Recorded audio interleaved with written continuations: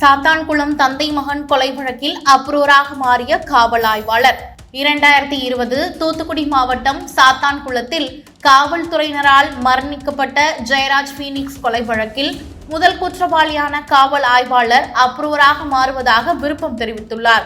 யார் அடித்தார்கள், எப்படி தாக்கினார்கள் உள்ளிட்ட அனைத்தையும் தான் சொல்வதாகவும் தெரிவித்துள்ளார்.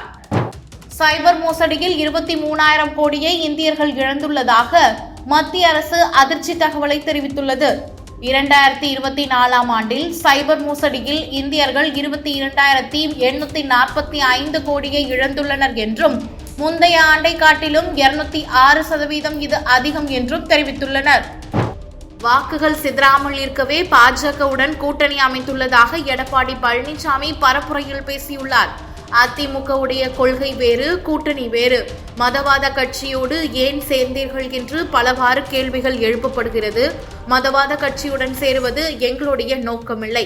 திமுகவுக்கு எதிராக இருக்கும் அனைத்து கட்சிகளையும் கூட்டணி கட்சியாக மாற்றுவதுதான் எங்களுடைய முயற்சி என்று வெளிப்படையாக தேர்தல் பரப்புரையில் பேசியுள்ளார் எடப்பாடி பழனிசாமி.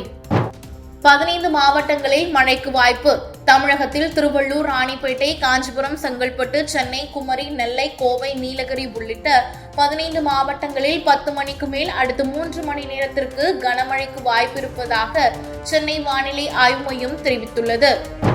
விசிக கட்சியை திமுக விழுங்கிவிடும் என்று எடப்பாடி பழனிசாமி அவர்கள் பேசியுள்ளார். திமுகவுடைய கூட்டணி கட்சியாக இருக்கக்கூடிய அனைத்து கட்சிகளும் திமுகவிற்கு ஜால்ரா அடிக்கிறது என்றும் விசிக கட்சியை கொஞ்சம் கொஞ்சமாக திமுக விழுங்கிவிடும் என்று பேசிய அவர், திமுக அவருடைய குடும்பத்திற்கு மட்டும்தான் நல்லது செய்கிறது என்றும் மக்களை பார்க்காது எனவும் கூறிய எடப்பாடி பழனிசாமி, டெல்டா கோட்டை நாங்கள்தான் என்று கூறியுள்ளார்.